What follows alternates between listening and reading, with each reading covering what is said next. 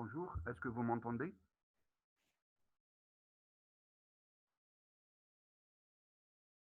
Bonjour.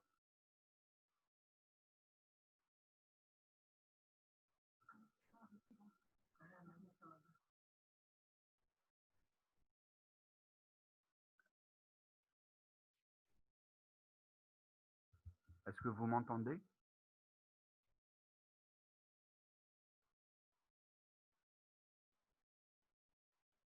Répondez, s'il vous plaît. Ah, très bien.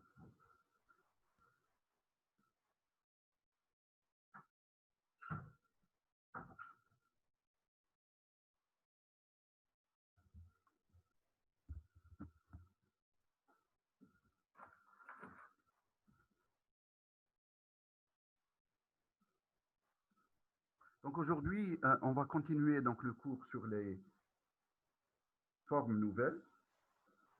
Donc on a vu hier que les formes nouvelles donc englobent donc les formes à libération contrôlée, mais aussi les formes vectorisées, c'est-à-dire la vectorisation des médicaments. Donc on va terminer le cours sur les formes à libération contrôlée et on va passer directement donc aux formes vectorisées et à la vectorisation donc des médicaments.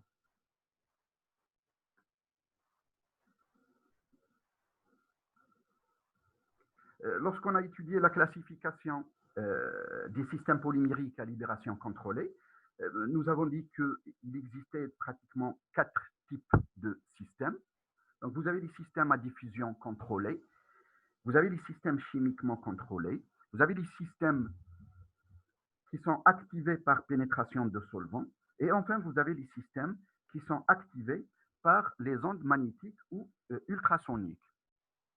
Pour les systèmes qui sont activés donc par diffusion contrôlée, donc nous avons donc les systèmes réservoirs et les systèmes matriciels.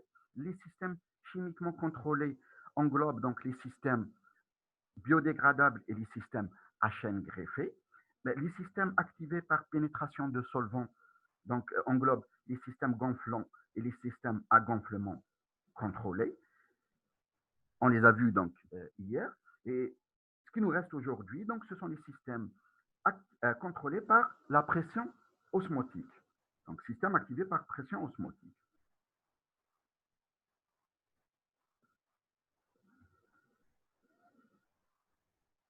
Dans les systèmes activés par la pression osmotique, ou bien contrôlés donc, par cette pression osmotique, nous avons pratiquement deux types de systèmes.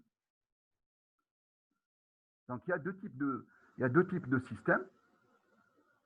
Vous avez les systèmes, bien, le système Horos, c'est la pompe élémentaire Horos, et vous avez aussi la pompe Horos push-pull.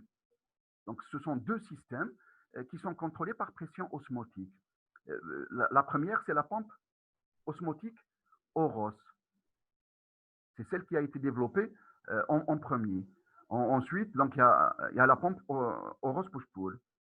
Donc, le système contrôlé par pression osmotique, il est constitué d'un noyau solide. Il est constitué donc d'un noyau solide. Pour le système Horos, il est constitué d'un noyau solide qui contient bien sûr le principe actif, mais ce principe actif-là, il est souvent mélangé à un agent osmotique tel que l'NaCl ou le KCl. L'agent osmotique, il est là donc pour augmenter la pression osmotique à l'intérieur de cette pompe, à l'intérieur du comprimé. Le tout, bien sûr, étant enrobé par une membrane semi-perméable. Donc, il y a une membrane semi-perméable, une membrane polymérique semi-perméable qui va entourer le tout, donc qui va entourer ce comprimé. Cette dernière, donc, elle présente un petit orifice, c'est-à-dire qu'on va percer la surface, à la surface donc, de cette membrane, on va percer un petit orifice au laser. Donc, ce petit orifice, il est destiné au passage du produit, c'est-à-dire du principe actif, dans le milieu extérieur. Une membrane semi-perméable, qu'est-ce qu'elle va faire? Hop, je reviens. Non.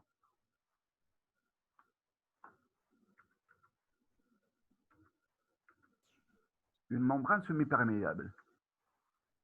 Souvenez-vous un peu de votre cours de biophysique. Une membrane semi-perméable. Elle va laisser passer quel type de produit?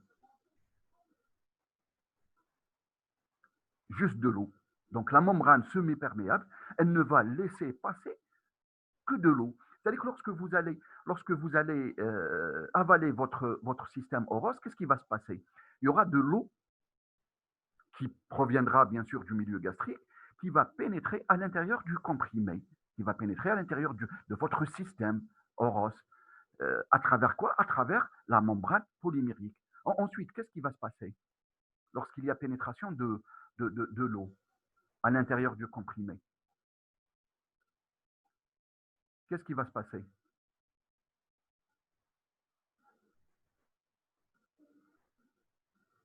Après diffusion de l'eau du milieu extérieur vers le milieu intérieur. Il y a un problème avec ça.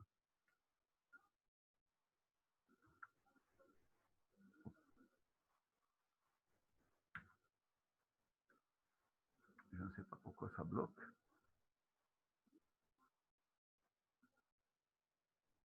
Là, il y aura dissolution, bien sûr. Il y aura dissolution, exactement. Il y aura une augmentation de la pression, mais cette augmentation de la pression à l'intérieur du comprimé, elle est due à quoi?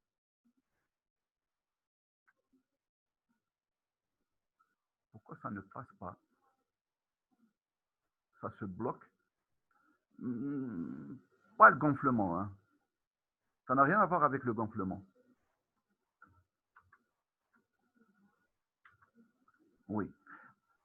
Lorsqu'il y a pénétration de l'eau à l'intérieur du comprimé, il y aura dissolution du principe actif, mais il y aura aussi dissolution de l'agent osmotique que vous avez mis, que vous avez rajouté au niveau de votre comprimé, au niveau de votre mélange. Donc, cette dissolution donc, de l'agent osmotique va faire qu'il y ait une augmentation donc, de la pression osmotique à l'intérieur du comprimé, ce qui va permettre donc, de pousser et de faire sortir le principe actif à travers l'orifice que vous avez percé au laser. Donc, il y aura diffusion du principe actif donc à travers l'orifice. Donc, il y aura sortie du principe actif à travers l'orifice qui a été percé donc au laser. Maintenant, la question qui va se poser, si vous voulez moduler la libération du principe actif dans un système Oros, qu'est-ce qu'on doit contrôler? Quels sont les paramètres qu'on doit contrôler lors de la formulation de votre comprimé?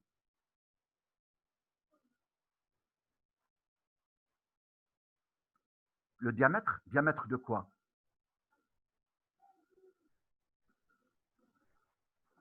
Enfin, quel diamètre? Diamètre de l'orifice, oui. C'est-à-dire que si vous voulez augmenter la libération, on peut augmenter donc le diamètre de l'orifice. En plus, la charge osmotique, oui. Oui. C'est-à-dire que plus la pression osmotique elle est importante, plus il y a une diffusion du principe actif. Ensuite, d'accord, donc charge osmotique donc, qui est en relation avec la quantité d'agent osmotique. En plus,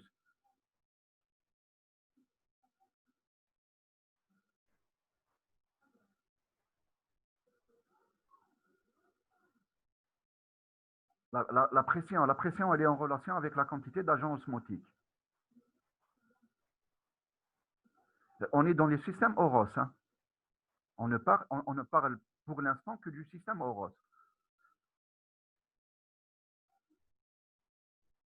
Principe actif, oui. Principe actif, on va incorporer une quantité assez importante de principe actif qui va permettre donc de protéger le malade par une action thérapeutique constante sur une période, on va dire, plus ou moins importante, assez longue. La qualité de la membrane, la membrane, elle doit être semi-perméable, c'est-à-dire qu'elle ne peut laisser passer que de l'eau. C'est une membrane semi-perméable. Qu'est-ce qui peut permettre de contrôler la libération du principe actif, de moduler, beaucoup plus moduler la libération du principe actif. Donc, moduler la vitesse de libération, l'épaisseur de la membrane. L'épaisseur de la membrane, elle est assez importante. C'est-à-dire que si l'épaisseur de la membrane est grande, si l'épaisseur elle est grande, qu'est-ce qui va se passer? C'est la vitesse de pénétration de l'eau à l'intérieur du comprimé qui va diminuer. Et lorsqu'il y a une diminution de la vitesse de pénétration de l'eau à l'intérieur du comprimé, bah, il y aura forcément une diminution donc, de la vitesse de libération du principe actif. Un autre paramètre qui est assez important euh, pour, pour la diffusion et la libération du principe actif, c'est, il reste un paramètre.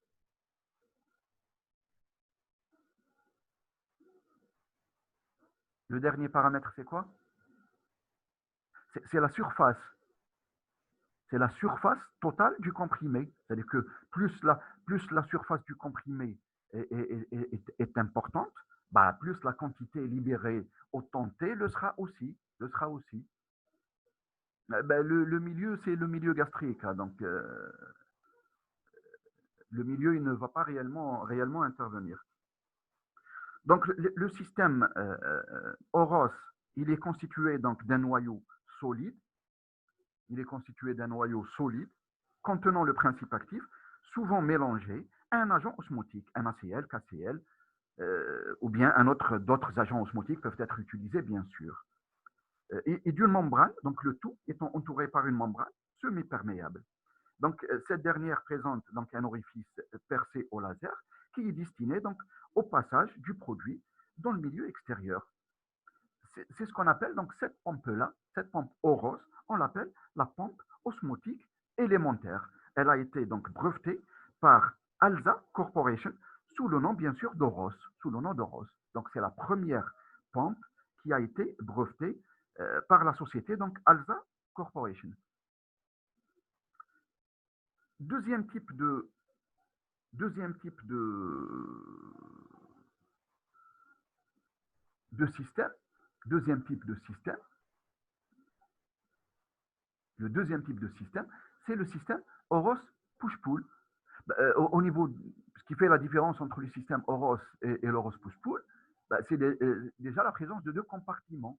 Donc, au niveau du système Horos, donc vous avez un seul compartiment, contrairement au système Horos push-pull qui est composé donc de deux compartiments. Et donc, dans ce système Horos push-pull, vous avez, on va donc mélanger notre principe actif au niveau avec d'autres excipients, donc au niveau du compartiment supérieur du comprimé. On va enrober bien sûr le tout on va enrober avec un polymère, avec une membrane semi-perméable, On va percer au laser donc le compartiment supérieur, mais au niveau du compartiment inférieur, on va rajouter les agents osmotiques. Donc les agents osmotiques, on va les rajouter au niveau du compartiment inférieur. Au niveau du compartiment inférieur. Et les deux compartiments, ils sont séparés par une membrane flexible. Par une membrane flexible. Donc qu'est-ce qui va se passer lorsqu'on va, lorsqu'on va absorber ce système-là? Qu'est-ce qui va se passer? Lorsqu'on absorbe ce système Horos push-pull. Push, donc Horos push, push c'est pousser. Système Horos push-pull, qu'est-ce qui va se passer? Et donc, il y aura pénétration du liquide donc, à travers la membrane semi-perméable, pénétration de l'eau. Et la pénétration de l'eau, elle va se traduire par quoi? Elle va se traduire par une dissolution du principe actif dans le milieu, dans le compartiment supérieur, mais une dissolution de l'agent osmotique au niveau du compartiment inférieur. Et le compartiment inférieur, donc il va voir sa pression osmotique augmenter, ce qui va permettre donc de pousser la membrane qui sépare les deux compartiments, c'est ce qui va permettre donc de faire libérer le principe actif en dehors ou bien dans le milieu extérieur, c'est-à-dire en dehors du système. Est-ce que vous avez compris?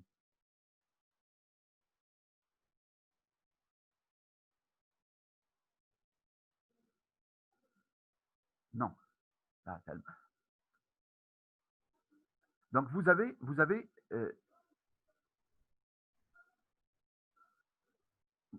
un système, à deux compartiments. Ce système-là, il est entouré par une membrane semi-perméable qui ne va laisser passer que de l'eau. Ce comprimé-là, il est partagé en deux grâce à une membrane flexible. Au niveau du compartiment supérieur, nous allons mettre le principe actif qui est mélangé à d'autres, bien sûr, excipients. Maintenant, le compartiment inférieur, il comprendra l'agent osmotique.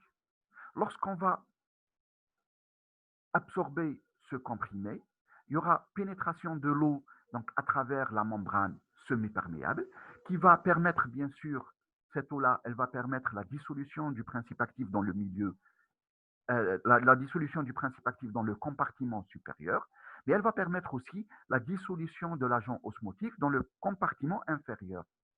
Qui dit agent osmotique va dire pression osmotique qui deviendra très importante au niveau du compartiment inférieur. Cette pression-là va permettre donc de pousser la membrane flexible vers le haut, ce qui va permettre donc de chasser le principe actif vers le milieu extérieur, tout simplement. Bah, le meilleur système entre les deux. Enfin, ce sont deux systèmes qui sont pratiquement, c'est un peu le même principe, mais de technologies différentes. C'est-à-dire que moi, ce que je vous demanderais plutôt, c'est d'essayer de chercher euh, sur le net, voire sur le Vidal, euh, est-ce qu'il y a des produits qui sont commercialisés et qui utilisent donc l'une ou l'autre des deux technologies. Et vous me direz donc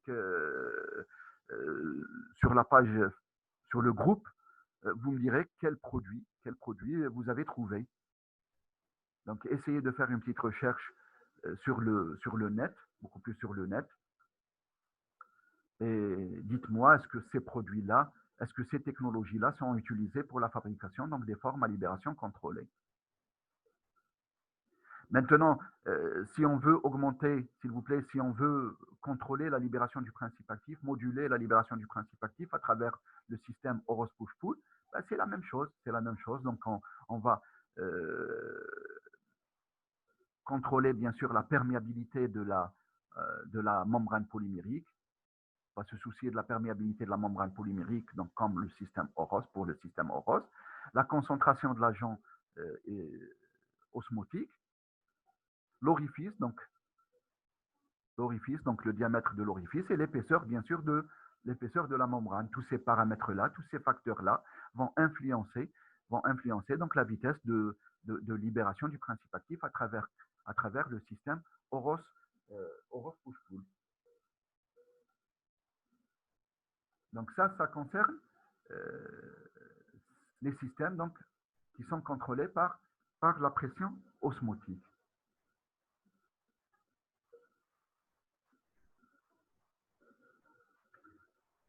On passe maintenant au dernier système. Je ne sais pas pourquoi ça bloque le.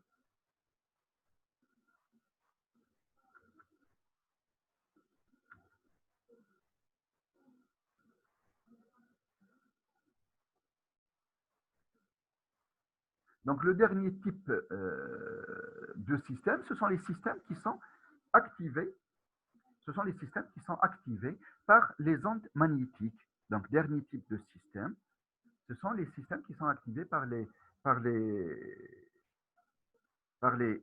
ondes magnétiques. Donc, le principe actif dans ce cas-là, le principe actif, il est mélangé généralement à de petites billes magnétiques. Donc, on va mélanger le principe actif avec de petites billes, c'est des petites billes magnétiques qui sont bien sûr dispersées uniformément dans une matrice polymérique. Dispersées, bien sûr, uniformément dans une matrice polymérique. Lorsqu'on place le tout donc, dans un milieu aqueux, est exposé bien sûr à un champ magnétique oscillant, le principe actif est libéré beaucoup plus rapidement. C'est-à-dire que s'il n'y a pas de champ magnétique, la vitesse de libération et de diffusion du principe actif, elle est pratiquement nulle. Et lorsqu'on veut augmenter cette vitesse de libération du principe actif, on va actionner donc un champ magnétique oscillant. Donc l'intensité de ce champ-là permettra, l'augmentation de l'intensité du champ permettra une augmentation de la libération du principe actif et vice-versa, et vice-versa. Donc, ce phénomène peut être expliqué donc, par une éventuelle augmentation du diamètre des canalicules poreux due à l'attraction et à la répulsion, bien sûr, des billes, les unes vers les autres, en fonction du champ magnétique. Donc, il y aura attraction et rétraction donc, des billes magnétiques, ce qui va permettre donc, euh, une augmentation donc, du diamètre des canalicules poreux et, bien sûr, une libération du principe actif. Cette agitation subie par le système donc, permettrait une meilleure évacuation du principe actif dans le milieu de dissolution.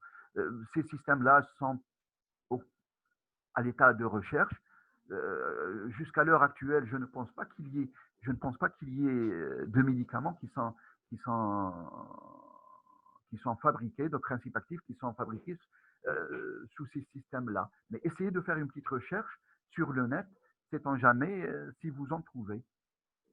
Moi, ça fait longtemps que, ça fait pratiquement 1 ou 2 ans, donc je n'ai pas cherché. Donc, faites une petite recherche par rapport à ça.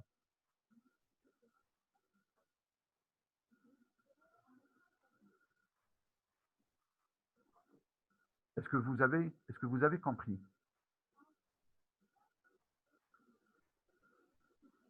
Comment c'est appliqué dans le corps? On peut mettre, à titre d'exemple, hein, on peut fabriquer un comprimé, un implant, à titre d'exemple. Hein, on peut mettre un implant et lorsqu'on applique un champ magnétique, donc il y aura des vibrations, donc des billes, ce qui va permettre donc de libérer le principe actif. Donc il y a plusieurs possibilités, hein, il y a plusieurs possibilités par rapport à ça. Il y a plusieurs possibilités. Mais qui doivent être bien sûr contrôlées. Hein, parce que je vous dis qu'on peut mettre un implant. C'est pas très sain comme idée. Hein, c'est pas très sain comme idée.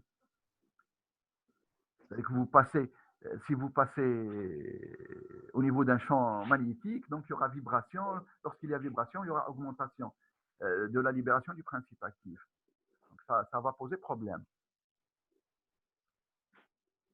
Il n'y aura pas d'effet indésirable avec les billes. Il n'y aura pas d'effet indésirable avec les billes, non. Il y a beaucoup de, il y a beaucoup de, il y a beaucoup de systèmes qui sont à l'échelle de recherche. Il y en a beaucoup qui sont à l'échelle de recherche.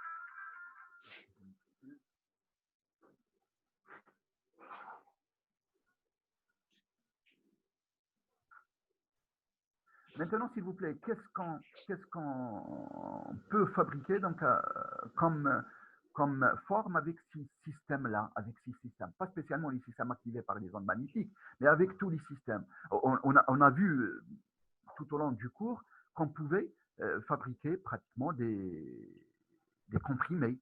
On peut le faire avec des systèmes réservoirs, voire avec des systèmes matriciels.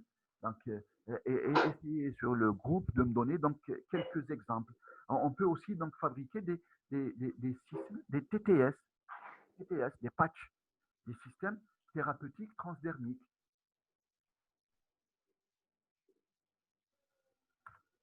Des systèmes thérapeutiques transdermiques.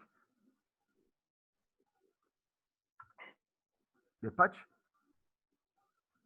les patchs, ce sont des systèmes. Ils vont utiliser soit la technologie matricielle, soit la technologie réservoir. Et ce sont des systèmes donc, de délivrance de médicaments qu'on va appliquer sur la peau. Donc ces systèmes-là sont des articles médicamenteux qui sont destinés bien sûr à être appliqués sur la peau sur un site délimité, sur un site bien sûr délimité. Et ils servent généralement de support ou de véhicule à un ou plusieurs principes actifs qui est destiné à exercer donc une action générale après libération et passage à travers la peau. Et il ne faut pas oublier que la peau, théoriquement, la peau, c'est une barrière infranchissable. C'est une barrière infranchissable. Pourquoi? Pourquoi elle est infranchissable? Tout simplement parce qu'elle est constituée de 3 couches successives. Vous avez une première couche qui est lipidique, une deuxième couche qui est protidique, une troisième couche qui est hydrolytique. Rares sont les principes, bien sûr, qui pourront euh, traverser la peau pour se retrouver au niveau de la circulation sanguine. Il n'y a pas beaucoup de médicaments qui pourront le faire. Les seuls produits qui pourront le faire, ce sont les produits qui sont lipophiles, mais qui présentent aussi une certaine hydrophilie. Donc, les produits qui pourront traverser la peau doivent être lipophiles, mais ils doivent présenter une certaine hydrophilie. Euh, et bien sûr, ce sont des produits qui doivent agir à de très faibles doses. Qui doivent agir à de très faibles doses parce que les quantités qui vont traverser la peau seront très limitées.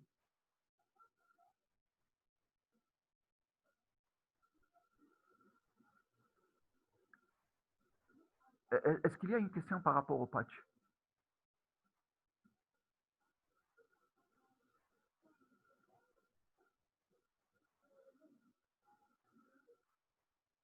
Pour les patchs, s'il vous plaît, donc on utilise soit le système réservoir, soit le système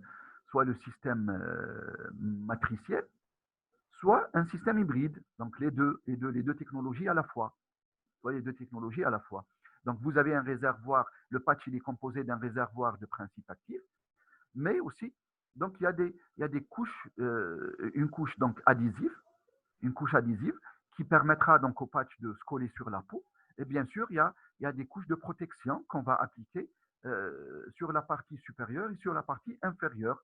Et c'est des couches qu'on va enlever au moment donc, de l'utilisation du patch. On va les enlever au niveau de l'utilisation du patch. Donc, il y a des patchs qui se vendent au niveau des pharmacies. Est-ce que vous les avez déjà vus ou utilisés? Il y a des patchs les patchs médicamenteux, donc il y a des patchs de trinitrine. Il y a des patchs de trinitrine, il y a des patchs de nicotine pour ceux qui veulent arrêter donc de fumer. Donc il y a des patchs de nicotine. Et il y a aussi donc des patchs qui sont composés donc qui sont à base donc d'anti-inflammatoires. Qui sont à base d'anti-inflammatoires. Donc il y a un certain nombre de patchs qui sont dispensés donc au niveau des officines.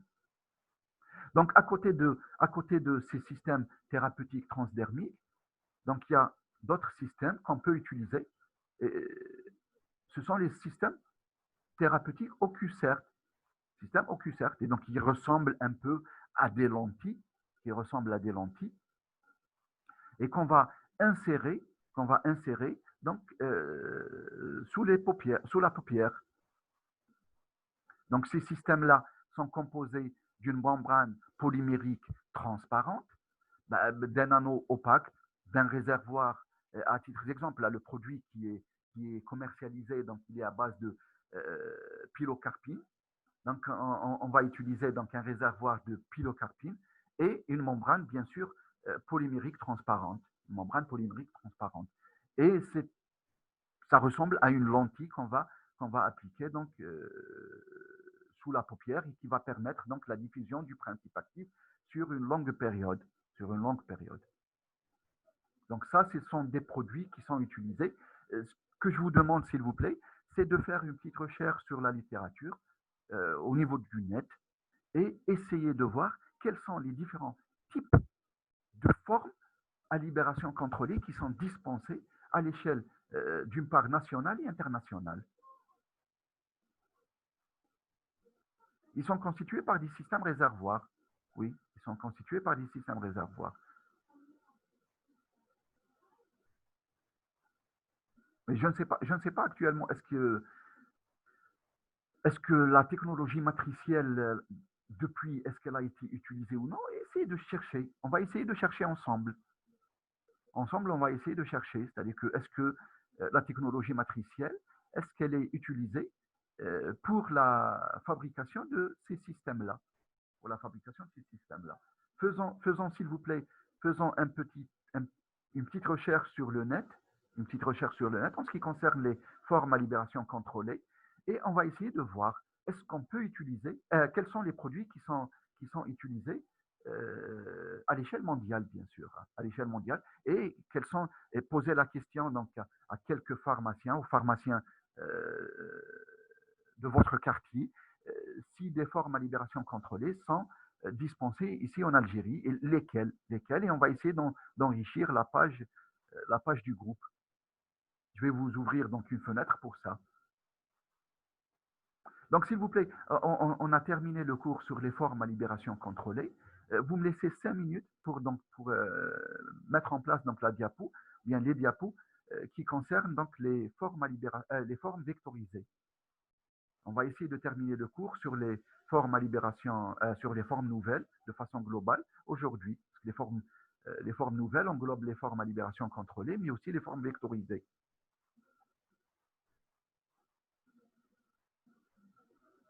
Donc, vous m'attendez pendant 5 minutes, uniquement 5 minutes.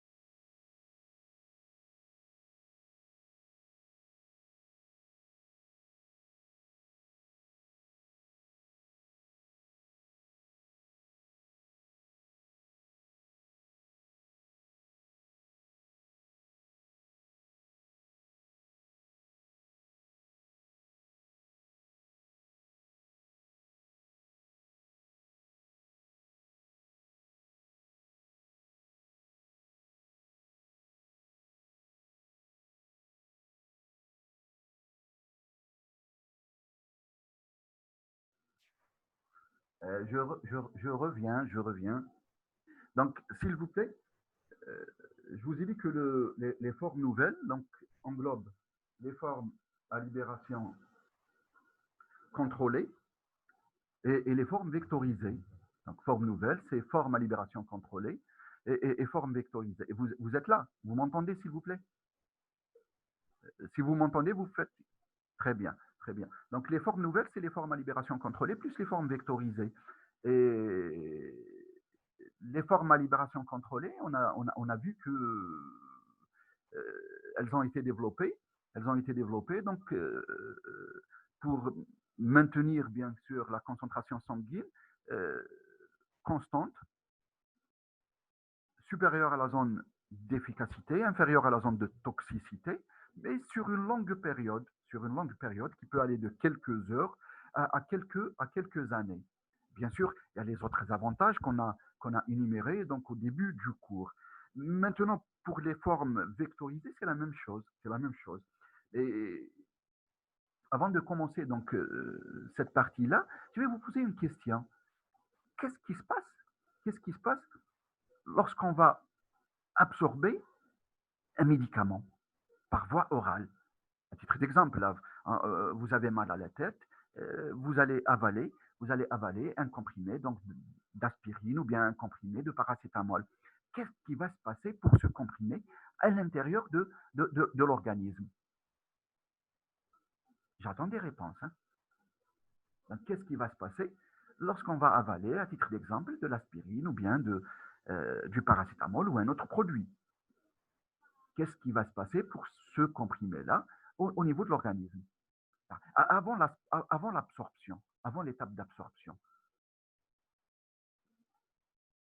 Ouais, enfin, avant l'étape d'absorption. Digestion. Ah ben, avant la dissolution. Avant la dissolution.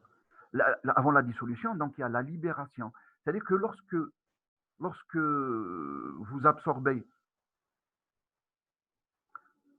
donc, désintégration, dissolution, oui, désintégration, dissolution et absorption. C'est-à-dire que lorsque vous allez absorber votre comprimé, lorsque vous allez l'avaler, généralement on l'avale avec un demi-verre d'eau, hein, on avale un comprimé avec un peu d'eau, et donc l'eau va pénétrer, l'eau qui se trouve au niveau stomacal, donc il va pénétrer à l'intérieur du comprimé.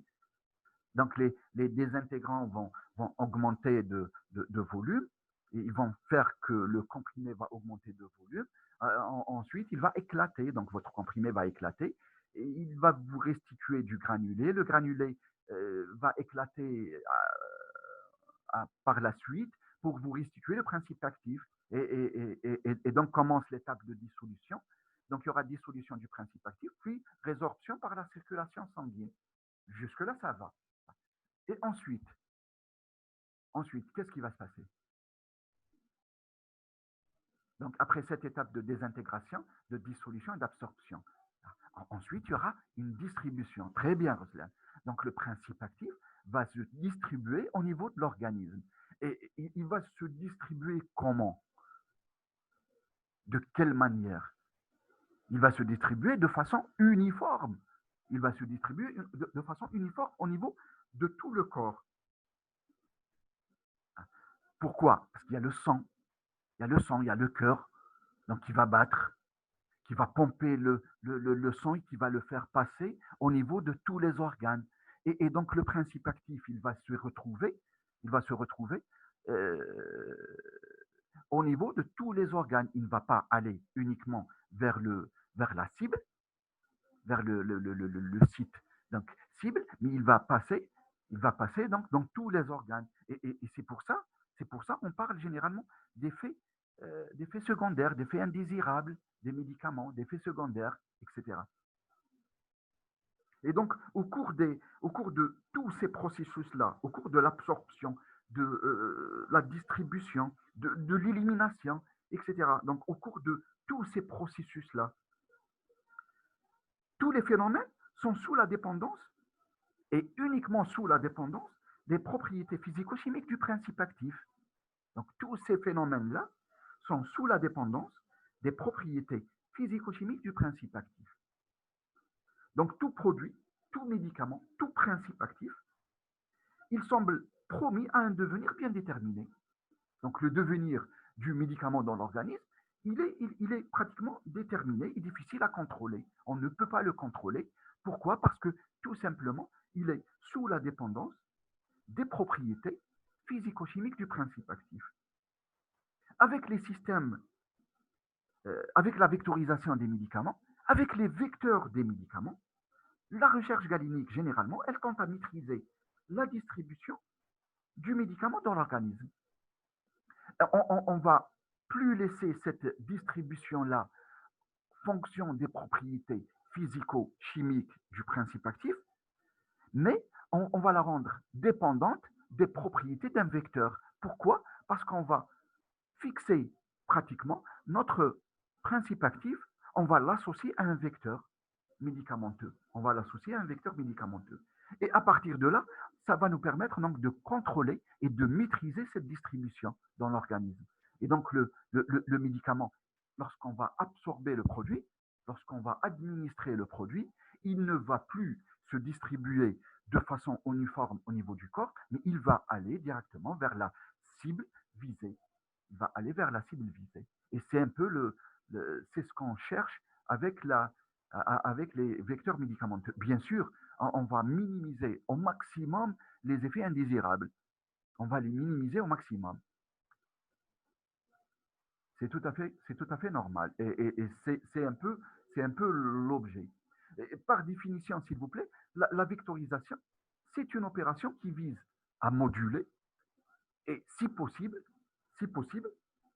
à totalement maîtriser la distribution d'une substance médicamenteuse en l'associant à un système approprié qu'on va appeler vecteur, Donc la vectorisation, c'est une étape, c'est une opération qui vise à moduler et, si possible, à totalement maîtriser la distribution d'une substance médicamenteuse, d'un principe actif, en l'associant à un système qu'on va appeler vecteur. C'est pour ça qu'on l'appelle donc vectorisation des médicaments. Pour le principe, donc son principe, le principe de la vectorisation, il consiste à rendre la distribution aussi indépendante que possible des propriétés de la substance médicamenteuse elle-même et à la soumettre à celle du vecteur, choisi bien sûr en fonction de l'objectif qu'on a envisagé, de l'objectif qui a été fixé. Donc la distribution ne sera plus dépendante des propriétés physico-chimiques du principe actif, mais elle dépendra plutôt des propriétés du vecteur que vous avez choisi. Ça, c'est le principe de la vectorisation. Comme pour les formes à libération contrôlée, on va essayer de donner une classification, on va essayer de classer donc les vecteurs médicamenteux. En vecteurs, ils sont classés généralement en fonction, je vais vous donner une seule classification. On ne va pas détailler toutes les classifications qui concernent donc les vecteurs. Donc, vous allez retenir celle-ci, donc celle qui se fait en fonction de la taille, de la génération et de la taille. Donc, dans cette classification, nous avons 3 générations.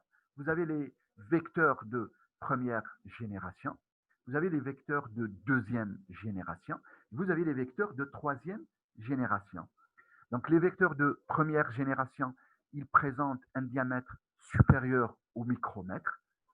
Les deux suivantes, c'est-à-dire que les vecteurs de deuxième génération et de troisième génération, présentent une taille inférieure au micromètre.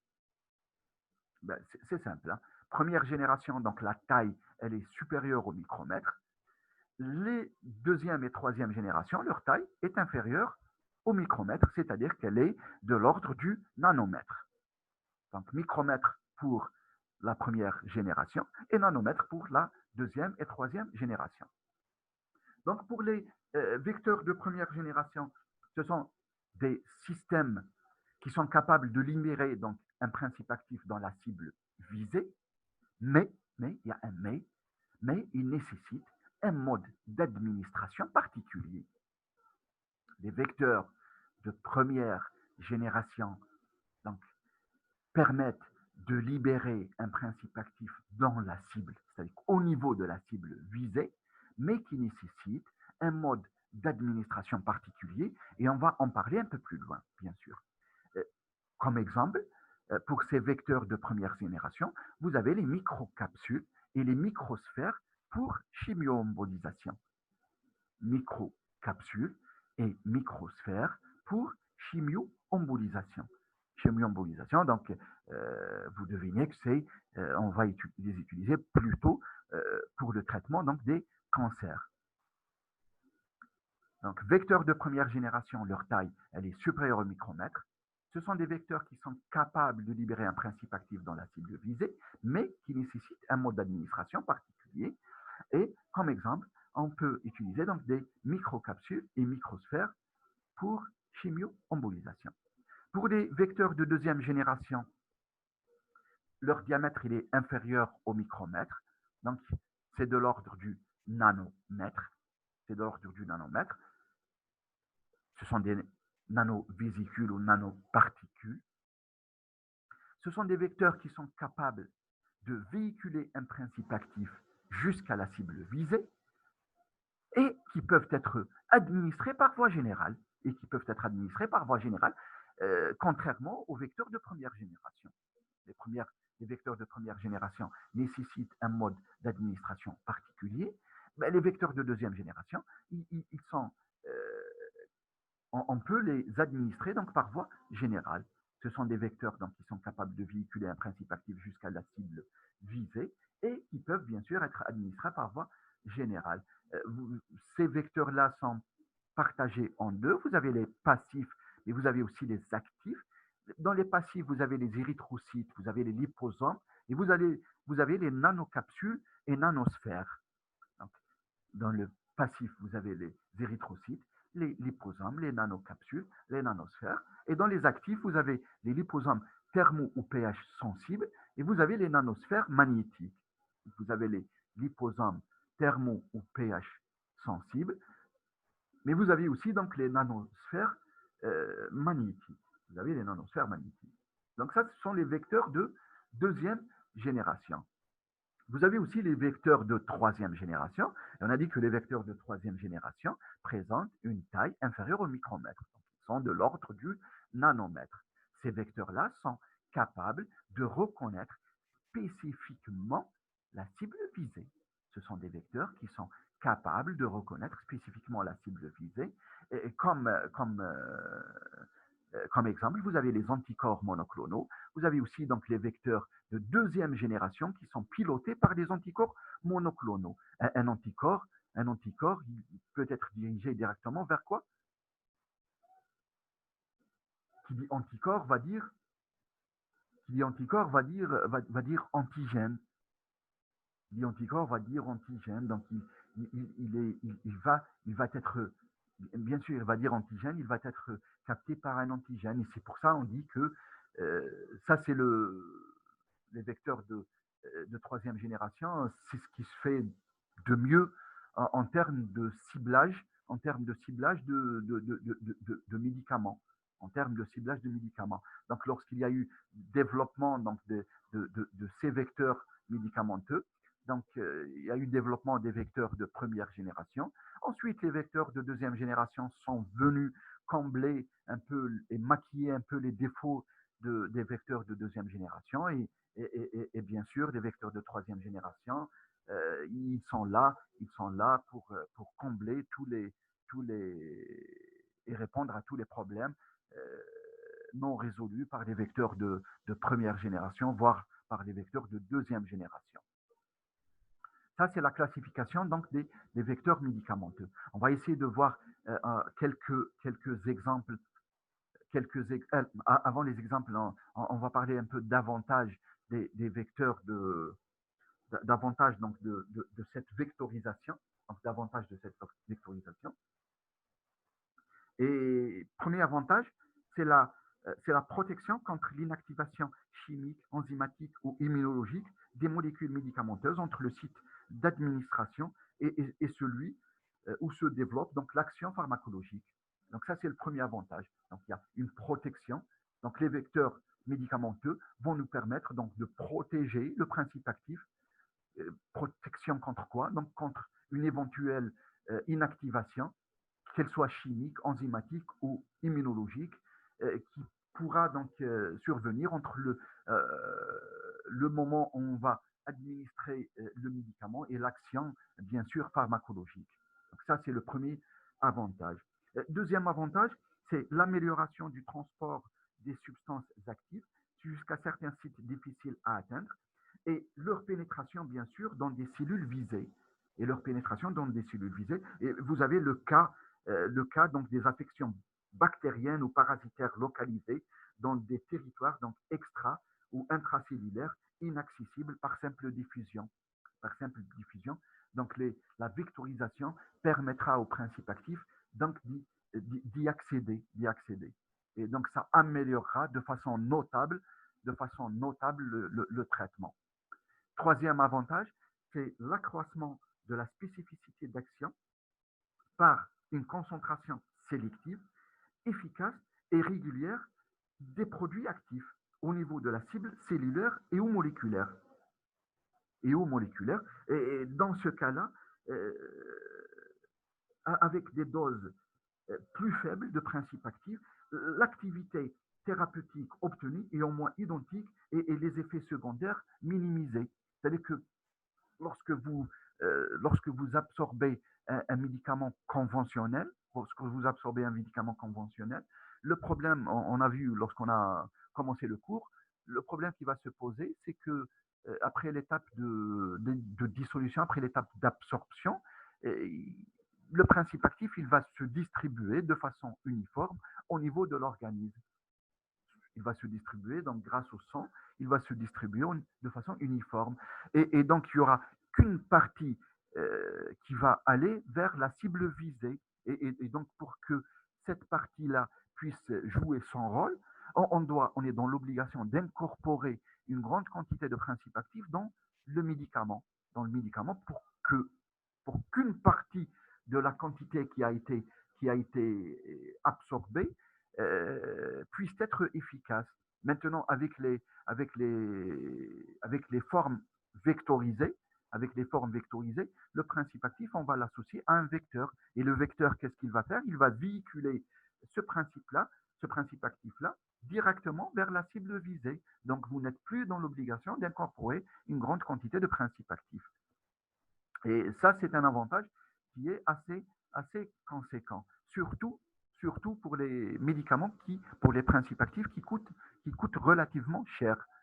Euh, Bien que la technologie de cette vectorisation des vecteurs médicamenteux, la technologie, elle est relativement chère par rapport à celle qui est utilisée pour la fabrication des médicaments conventionnels. Mais lorsque votre principe actif coûte cher, nous allons pratiquement amortir les frais. Autre avantage, s'il vous plaît, pour cette vectorisation, c'est la diminution de la toxicité pour certains organes par modification de la distribution tissulaire des substances actives. Donc, diminution de la toxicité, ce qui est tout à fait normal avec ces vecteurs médicamenteux. Donc, ça, c'est les avantages de la vectorisation.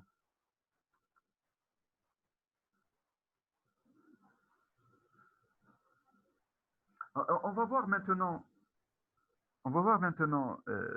quelques vecteurs de médicaments, qui sont en relation avec la première, la deuxième et la troisième génération. Donc, on va voir quelques vecteurs, mais uniquement quelques vecteurs,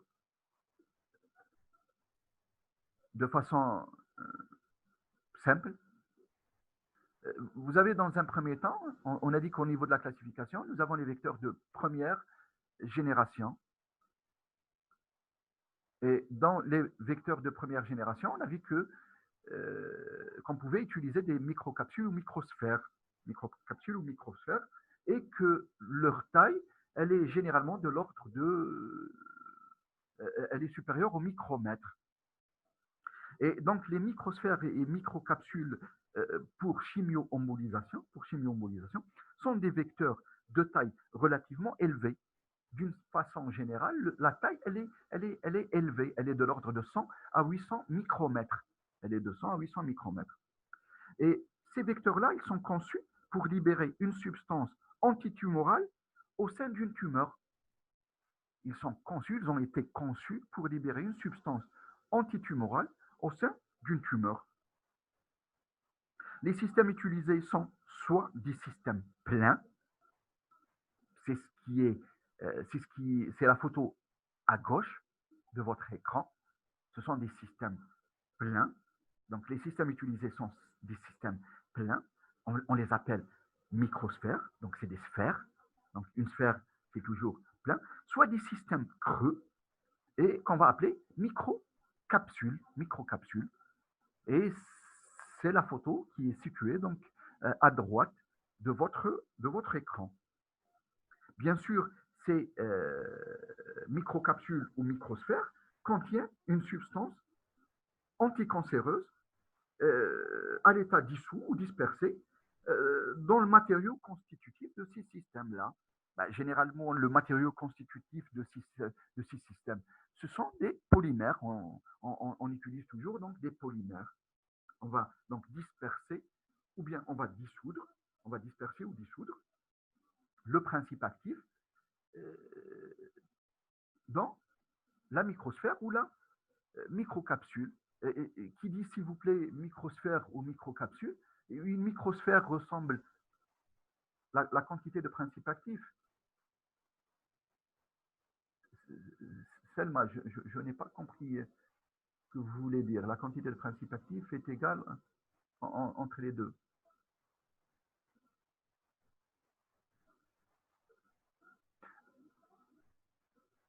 La quantité de principe actif qui est incorporée, s'il vous plaît, la quantité de principe actif qui est incorporée dans ces systèmes-là, qui est utilisée pour dans le cadre des vecteurs médicamenteux, elle est faible.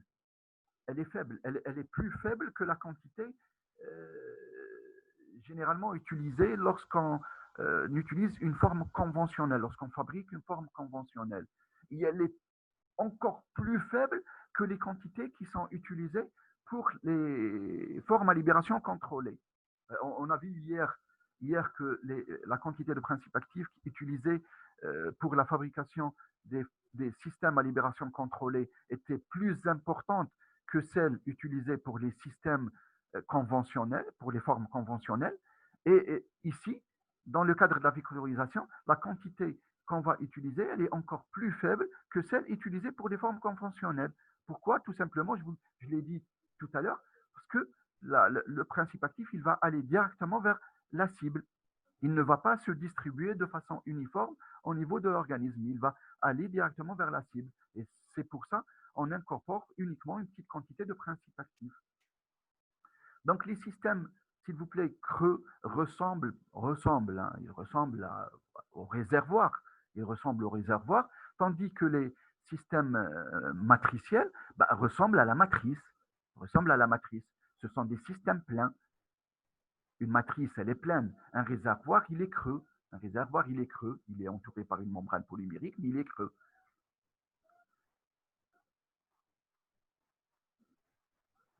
Donc, enfin, je reviens.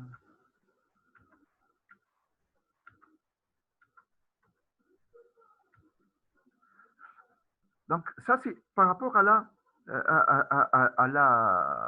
aux microsphères et aux microcapsules. Maintenant, tout à l'heure, je vous ai dit que les vecteurs de première génération nécessitent un mode d'administration particulier. Nécessitent un mode d'administration particulier. C'est-à-dire que la question qui se pose, comment on va administrer ces microsphères et ces microcapsules? Et vous vous en doutez un peu, chimio-embolisation. Chimio-embolisation, c'est quoi chimio-embolisation?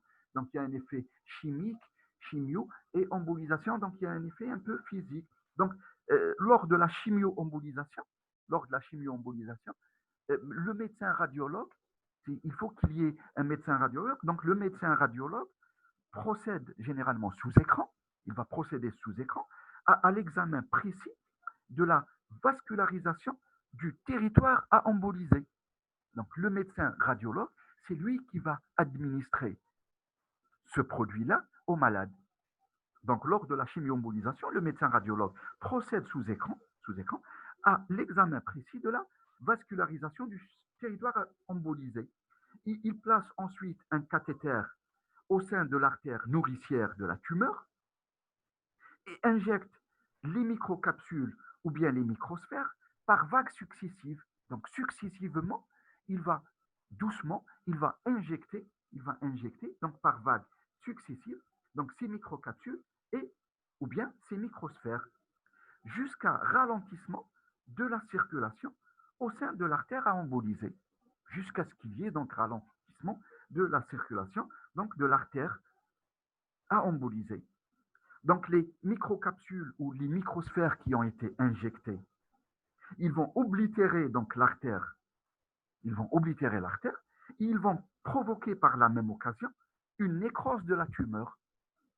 Ils vont provoquer une nécrose de la tumeur. À cet effet, bien sûr, mécanique, parce que le premier effet, donc, c'est un effet mécanique, il va s'ajouter ensuite un effet chimiothérapeutique, c'est-à-dire que les microsphères ou bien les microcapsules vont commencer à libérer leur contenu au niveau de la tumeur. Donc, à cet effet mécanique, il va s'ajouter un effet chimiothérapeutique dû, bien sûr, à la libération de la substance anticancéreuse au sein de la tumeur. Au sein de la tumeur, donc au sein du tissu tumoral. Et donc, on va associer un peu les deux effets, l'effet de l'embolisation qui va permettre donc la nécrose donc de la tumeur, mais aussi donc l'effet chimique donc l'effet chimique donc dû au principe actif, l'effet qui est dû au principe actif. Et c'est pour ça qu'on dit que c'est des vecteurs qui nécessitent un moyen d'administration particulier. Donc il faut la présence, d'un radiologue.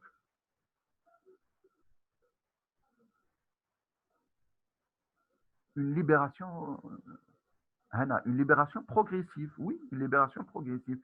On injecte le produit, par vague, par vague successive. Il ne faut pas que la libération se fasse de façon brutale. Il faut que ça soit fait progressivement, progressivement. Et donc, s'il vous plaît, vous vous en doutez que ces, ces vecteurs-là de première génération, ils doivent aussi répondre à la monographie de l'injectable, à la monographie de l'injectable, parce que ce sont des produits qui doivent être injectés. Ce sont des produits qui sont injectés. Et donc, les vecteurs de première génération doivent être stériles et doivent être apyrogènes. On est dans l'obligation, de fabriquer donc des produits stériles et apyrogènes. Ils ne sont pas utilisés et administrés par voie orale, mais par voie injectable. Donc, ils doivent répondre donc à leur monographie respective, mais ils doivent répondre aussi à la monographie donc préparation parentérale.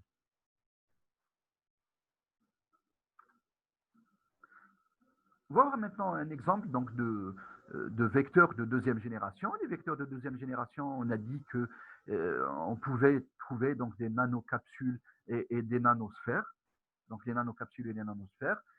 Les nanocapsules sont des vecteurs vésiculaires formés d'une cavité huileuse qui est entourée généralement par une paroi de nature polymérique.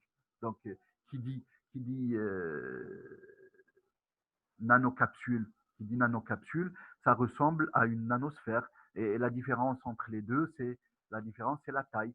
La taille, une nanosphère, donc la taille, elle est supérieure au micromètre. Pour les nanocapsules, la taille, elle est inférieure au micromètre. Donc, c'est de l'ordre du nanomètre.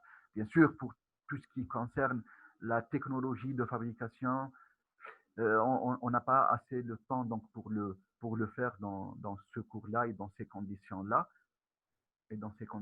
Donc, ceux qui veulent approfondir donc, leurs connaissances sur cette vectorisation-là, ils pourront éventuellement donc, faire une recherche donc, documentaire sur le net, sur les sites spécialisés, donc sur les documents donc, qui se trouvent au niveau de la bibliothèque. Euh, Après, bien sûr, un déconfinement de la population. Maintenant, pour les nanosphères, s'il vous plaît, pour les nanosphères, donc les nanosphères sont des vecteurs particuliers,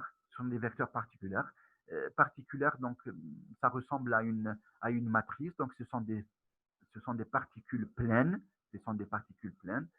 contrairement aux vésicules qui sont des particules creuses. Et bien sûr, le diamètre, c'est toujours donc inférieur au micromètre, donc c'est de l'ordre du nanomètre. Donc les nanosphères sont des vecteurs particuliers constitués par des particules donc pleines, sans cavité ni parois distinctes, Autre type donc de vecteurs, vous avez les liposomes. Les liposomes, je pense que vous les connaissez, vous les avez vus peut-être vous les avez déjà utilisés en cosmétologie. Hein. En cosmétologie, euh, on utilise donc cette technologie-là, la technologie donc des liposomes. Vous les avez vus peut-être en biochimie aussi. Donc les liposomes sont des véhicules sphériques. Ce sont des véhicules sphériques. Dans le centre donc est occupé, donc par une cavité aqueuse et dont l'enveloppe est constituée donc par un nombre variable de feuilles bimoléculaires donc à base de phospholipides. Le diamètre est généralement très petit, il est très petit, il est voisin ou inférieur donc au micromètre, mais généralement il est inférieur au micromètre, donc ce sont des vecteurs de deuxième génération, voire de troisième génération, hein, lorsqu'ils sont pilotés par des anticorps monoclonaux. Mais ce sont des vecteurs de deuxième génération. Donc leur diamètre, il leur permet donc d'être captés par les cellules vivantes. Leur diamètre donc très petit, voisin du micromètre, donc c'est l'ordre de quelques micromètres, voire centaines de micromètres, mais c'est toujours inférieur au micromètre. Donc leur diamètre leur permet donc d'être capté par les cellules vivantes. Les liposomes peuvent être classés en trois catégories. Donc vous avez les liposomes euh, multilamellaires, donc plusieurs lamelles, constituées de plusieurs lamelles. Mais vous avez aussi donc les liposomes unilamellaires, donc les petits liposomes unilamellaires, et vous avez les gros liposomes unilamellaires. Donc il y a trois types de liposomes. Donc multilamellaires, il y a plusieurs feuillets, donc composés de plusieurs feuillets, mais vous avez aussi donc des liposomes qui sont constitués d'un seul feuillet, donc qui sont unilamellaires, qu'ils soient petits ou gros. Les liposomes de première génération n'ont aucune capacité de ciblage. Ils sont naturellement adressés vers le foie ou la rate. Ils sont captés par le foie ou la rate. Ils n'ont aucune capacité de ciblage. Les liposomes de première génération n'ont aucune capacité de ciblage. Ils sont captés par le foie et la rate. Mais ça ne veut pas dire qu'ils n'ont aucun intérêt. Qu'ils n'ont aucun intérêt. S'ils sont captés, s'il vous plaît, par le foie ou bien la rate, cela sous-entend qu'on peut les utiliser pour véhiculer des principes actifs, vers le foie ou la rate. Hein. On peut les utiliser donc pour véhiculer donc, des principes actifs vers le foie ou la rate. Mais ils n'ont pas une capacité réelle de ciblage. Ça, ce sont les vecteurs de première génération. Vous avez aussi les vecteurs, les liposomes de deuxième génération. Les liposomes de deuxième génération, on va les appeler aussi vecteurs pigilés ou furtifs. Donc vecteurs de liposomes de deuxième génération, ou bien pigilés ou furtifs. Il faut savoir que ces vecteurs-là, ils peuvent rester plus longtemps dans la circulation sanguine sans pour autant qu'ils soient captés par le foie ou la rate. sans pour autant qu'ils soient captés par le foie ou la rate. Donc, les vecteurs de deuxième génération, ou pigelés, ou furtifs, peuvent rester plus longtemps dans la circulation sanguine. Il faut savoir que cette furtivité, furtifs, on les appelle furtifs, pourquoi? C'est comme les avions de chasse américains qui sont indétectables au radar, les avions de chasse furtifs qui sont indétectables au radar. Et c'est un peu la même chose avec les liposomes, on les appelle furtifs. Euh, Ça leur permet donc de ne pas être captés donc rapidement donc par le foie ou la rate et donc de rester plus longtemps au niveau de la circulation sanguine. Et donc cette furtivité, elle augmente la probabilité de traverser des tissus tumoraux plus perméables pour atteindre les cellules malades, Et donc dans ce cas-là, on va parler de ciblage passif. On parle de ciblage passif. Malheureusement, ces vecteurs restent néanmoins incapables de cibler spécifiquement une cellule ayant une pathologie donnée, et une cellule cancéreuse, infectieuse, etc. D'où, bien sûr, le développement des liposomes de troisième génération. D'où le développement des liposomes de troisième génération. Le ciblage, s'il vous plaît, la furtivité, elle est obtenue en enrobant pratiquement le liposome par une chevelure de PEG, une chevelure de PEG, donc ça va augmenter leur diamètre et ça va rendre le liposome euh, difficilement donc captable par le foie, par le foie et la rate, par le foie et la rate. Et donc, s'il vous plaît, ni les liposomes de première génération, ni les liposomes de deuxième génération n'ont de capacité de ciblage réellement proprement dite, d'où le développement des vecteurs de troisième génération et des liposomes de troisième génération. Donc, parmi les vecteurs de troisième génération, il y a les liposomes de troisième génération qui sont véhiculés et qui sont véhiculés par les anticorps monoclonaux. Bah, à titre d'exemple, hein, vous avez ce qui est sur le schéma. Au niveau de cette diapo, vous avez un liposome de troisième génération ou liposome pégilé. Donc, ces liposomes-là, ce sont pratiquement la Rolls-Royce donc des vecteurs. C'est la Rolls-Royce des vecteurs. C'est ce qui se fait de mieux en termes de vectorisation. Et ils ont toutes les caractéristiques de ce que devrait donc être le vecteur idéal dans le domaine, bien sûr, pharmaceutique. Un vecteur idéal dans le domaine pharmaceutique. D'une part, donc la nanotechnologie qui permet donc l'encapsulation donc d'un médicament, qui permet donc d'encapsuler le médicament dans un premier temps. Et cette nanotechnologie est recouverte, bien sûr, d'une chevelure de polymère pour empêcher donc l'opsonisation et la reconnaissance de notre vecteur donc par le foie, donc, ou la rate, donc ça va lui permettre donc de rester plus longtemps au niveau de la circulation sanguine. Maintenant, au bout de cette chevelure, on va fixer des anticorps. On va fixer des anticorps. Donc, au bout de ces cheveux, donc on met des molécules qui vont être capables de reconnaître de manière extrêmement sélective des marqueurs qui se trouvent donc au niveau de la cellule cible. Donc, on va fixer des anticorps. Ces anticorps-là, qu'est-ce qu'ils vont faire? Ils vont véhiculer donc ce vecteur de troisième génération, ils vont l'amener directement vers quoi? Ils vont l'amener directement vers l'antigène, donc vers la cible visée. Donc, comme les cellules cancéreuses donc, portent des récepteurs spécifiques, portent des antigènes, cette molécule va être capable donc de se combiner avec ces récepteurs cancéreux de manière donc sélective. Et c'est ce qui se fait de mieux en termes de vectorisation. Donc la nanotechnologie permettra d'encapsuler et de protéger la molécule de principes actifs contre toutes sortes d'inactivation chimique, voire enzymatique. La chevelure donc, de PEG permettra donc au liposome de rester plus longtemps dans la circulation sanguine et de ne pas être opsonisé, voire capté donc par le foie et la rate. Donc il va rester, il va séjourner plus longtemps.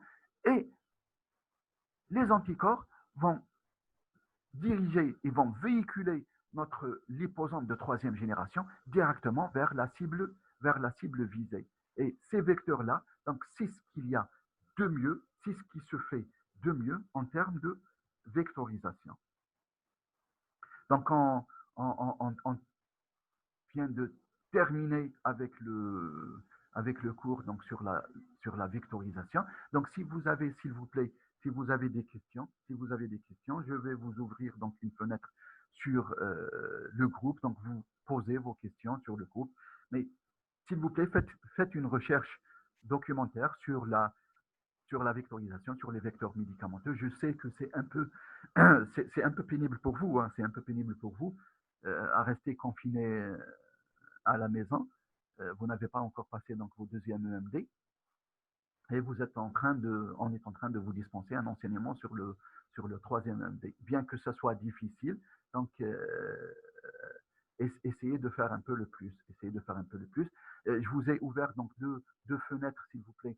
Une sur les préparations parentérales et une seconde donc sur les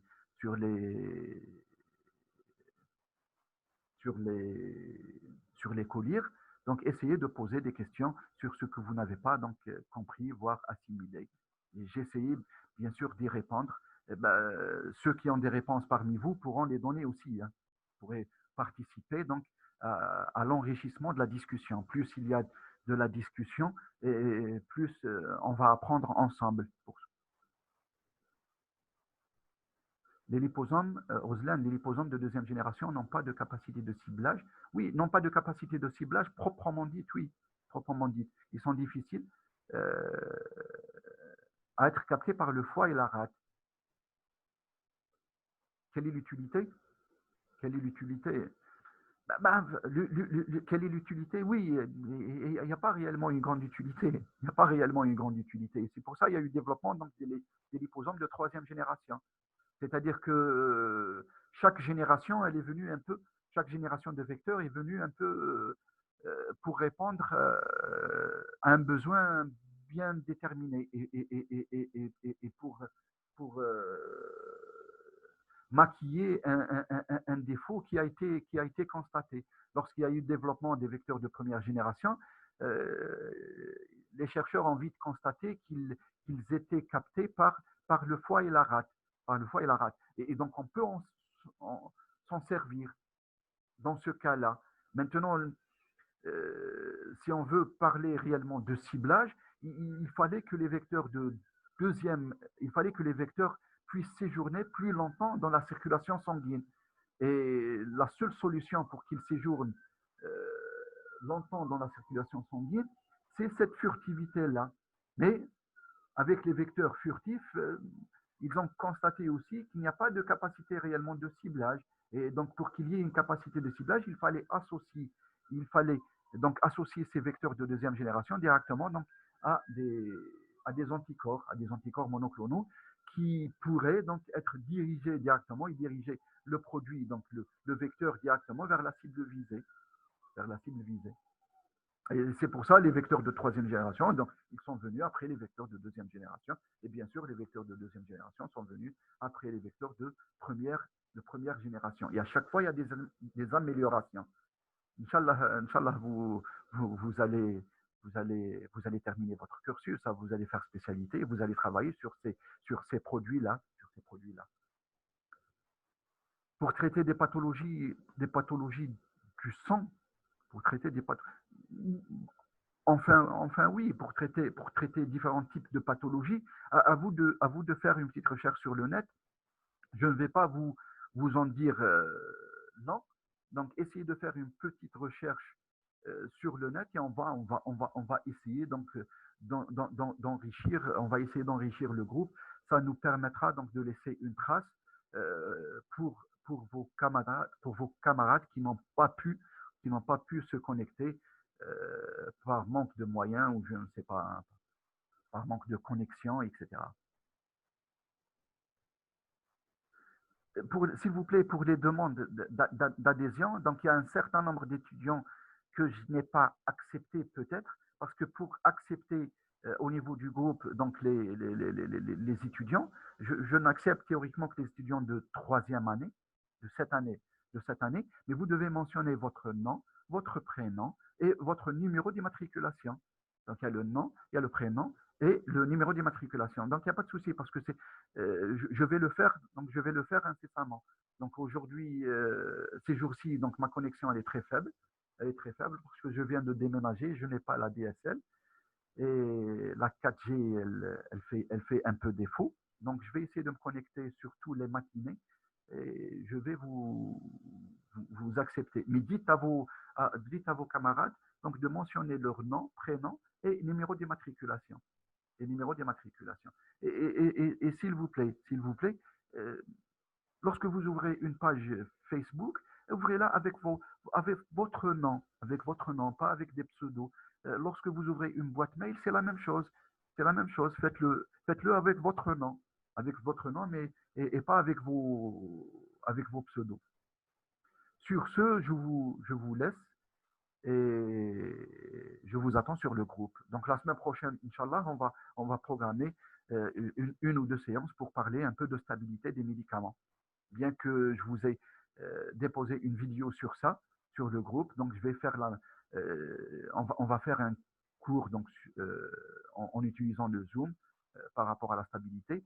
Et si j'aurai le temps, je vais faire de la même manière, donc deux vidéos, une sur les formes à libération contrôlée et une sur les formes vectorisées que je vais déposer donc sur le groupe, Inch'Allah. Et merci à vous aussi. Allez, au revoir.